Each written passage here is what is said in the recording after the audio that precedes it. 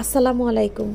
চালের গুঁড়ো ছাড়াই সুজি দিয়ে খুব সহজে ঝটপট করে রসপুলি পিঠা বানাবো। এজন্য চুলায় চলে আসলাম। একটা হাঁড়িতে 3টা স্টিক দিয়েছি, দারচিনি আর 4টা এলাচ একটু ফাটিয়ে দিয়েছি। আর এখানে আমি 1 কাপ গুড়ের সাথে 2 কাপ কুড়োনো নারকেল দিয়েছি। আর গুড়টা আমি খেজুরের পাটালি গুড় নিয়েছি, নিয়ে একটু ছোট করে পিস করে কেটে দিয়েছি যাতে সহজে এটা সেদ্ধ হয়ে যায়। এখন চুলার জালটা ধরিয়ে মিডিয়াম আঁচে নারকেল আর গুড়ের মিশ্রণটা একটু দারচিনি এলাচ আছে মিলিয়ে নেড়েচেড়ে যাব। খুব বেশি সময় লাগবে না, 5-7 মিনিটেই এটা তৈরি হয়ে যাবে। নাড়তে নাড়তেই এটা একটা আঠালো মিশ্রণ তৈরি হয়ে যাবে। ব্যাস, আমার তৈরি হয়ে গেল। এতে আর কিছুই দিতে হবে না। তারপর আমি এটাকে চুলা থেকে নামিয়ে একপাশে রেখে কিছুটা ঠান্ডা করে এবার আস্তে আস্তে এলাচ দারচিনিগুলো বেছে ফেলে দিব। আর নারকেলের পুর থেকে অল্প অল্প পুর নিয়ে ছোট ছোট কতগুলো দলা বানিয়ে নিব। এগুলো আমার পুলি পিঠার ভেতরে দিতে সহজ হবে এজন্য। এবার চুলায় আরেকটা পাত্রে আমি 1 টেবিল চামচ ঘি দিয়ে দিলাম, দিয়ে চুলার জালটা ধরিয়ে দিয়েছি একদম লো ফ্লেম রেখে। এবার ঘিটা হালকা একটু গলে গেলে এখানে আমি একটা বাটি দিয়ে মেপে হাফ বাটি সুজি দিয়ে সুজিটা আমি নেড়েচেড়ে নিচ্ছি। সুজিটাকে আমি ব্রাউন করে ভেজে নিব না, জাস্ট 2 মিনিট সুজির কাঁচা গন্ধটা চলে গেলেই ব্যাস এখানে আমি পানি যোগ করে দিব। এখানে আমি যতটুকু সুজি নিয়েছিলাম তার ডবল পানি দিয়েছি, অর্থাৎ হাফ বাটি সুজির জন্য আমি 1 বাটি পানি দিলাম। আর অল্প একটু লবণ দিয়ে এখন নেড়েচেড়ে নিব।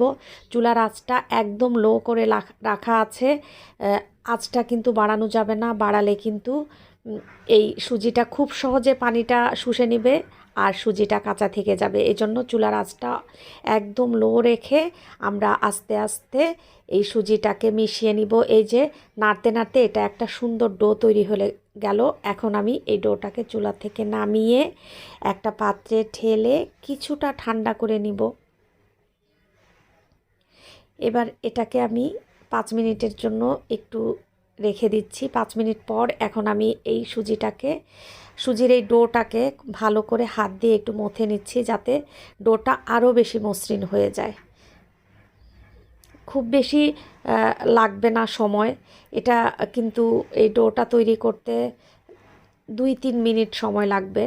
তারপর এই ডো থেকে কিছুটা ডো নিয়ে আমি লেচি কেটে নিচ্ছি। আমি 4-5টা লেচি কেটে নিলাম, নিয়ে এখন আমি বড় বড় করে কতগুলো রুটি বেলে নিব। রুটিটা হবে কিন্তু আমরা স্বাভাবিক আটার যে রুটি খাই তার চেয়ে একটু পুরো হবে, একটু মোটা রাখা লাগবে। পরোটার মতো করে একটু মোটা মোটা রাখবো, খুব বেশি পাতলা করব না। আর এই রুটিটা কিন্তু অনেক বেশি জোরে চাপ দিয়ে বেলা যাবে না, যেহেতু সুজির ডো, এজন্য খুব বেশি চাপাচাপি করলে কিন্তু এঁটে আসবে। এজন্য একটু আলতোভাবে একটু মোটা করে করে আমি রুটিটা বেলে নিয়েছি। এবার ভেতরে পুরের একটা দলা দিয়ে একটা কাচের বাটি দিয়ে আমি কেটে নিলাম। দেখতে পাচ্ছেন নিশ্চয়ই, খুবই সহজ। এটা আপনারা সবাই জানেন এবং এটা আমরা প্রায় সবাই জানি, খুব সহজে এই কাজটা হয়ে যায়। পুলি পিঠা নর্মালি এভাবেই বানানো হয়। তারপরে এভাবে আমি সবগুলো বানিয়ে নিলাম। একে একে সবগুলো বানানো হয়ে গেল আমার। এখন এগুলোকে আমি ভাজতে চুলায় চলে আসলাম। চুলায় একটা পাত্র বসিয়ে পাত্রে আমি পর্যাপ্ত পরিমাণ তেল দিয়ে দিলাম। তেলটা যখন খুব ভালো গরম হয়ে গেল তখন মিডিয়াম আঁচে এই তেলের মধ্যে আমি পুলি পিঠাগুলো ছেড়ে দিচ্ছি একটা একটা করে। আর এগুলো কিন্তু তেলে দেওয়ার সাথে সাথে নাড়াচাড়া করা যাবে না, কারণ এটা সুজির পুলি পিঠা যেহেতু, এজন্য খুব সাবধানে কিছুটা সময় পার করে তারপরে কিন্তু এগুলোকে উল্টে দিতে হবে। আর প্রথমে কিন্তু আপনারা দেখেছেন আমি এই পেনের হাতলটা ধরে একটু ঝাঁকিয়ে দিয়েছি। এভাবে নেড়েচেড়ে 5-7 মিনিটের মধ্যেই কিন্তু পুলি পিঠাগুলো কালার চলে এসেছে। এখন এগুলোকে আমি উঠিয়ে নিচ্ছি তেল থেকে। শুনতে পাচ্ছেন কি মুচমুচে হয়েছে। আমি সবগুলোকে এভাবে ভেজে নিব, ভেজে উঠিয়ে নিলাম। এবার আমি একটা চিনির শিরা তৈরি করব। এখানে আমি 1 বাটি চিনি দিলাম, আর ঠিক সেই পরিমাণ মানে 1 বাটি চিনির সাথে আমি 1 বাটি পানি দিলাম। আর এখানে 4টা এলাচ নিয়েছি, এলাচগুলোকে আমি একটু ফাটিয়ে দিয়ে দিলাম। তারপর এখানে আমি 1 চিমটি লবণও দিয়ে দিলাম।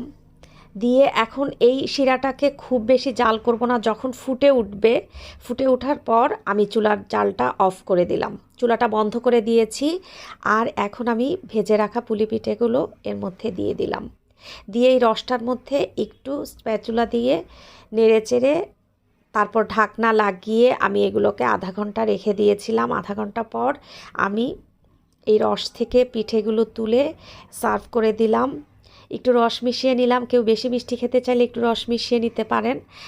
এগুলো কিন্তু বাসায় না বানালে বুঝতে পারবেন না যে আসলে কতটা মুলায়েম, মানে মুখে দেওয়ার সাথে সাথে একদম মিলিয়ে যাবে, এত সফট, এত জুসি, এত টেস্টি, মাশাল্লাহ। আশা করি আপনাদের ভালো লেগেছে। আজকে এখানেই শেষ করছি। সবাই ভালো থাকুন। আল্লাহ হাফেজ।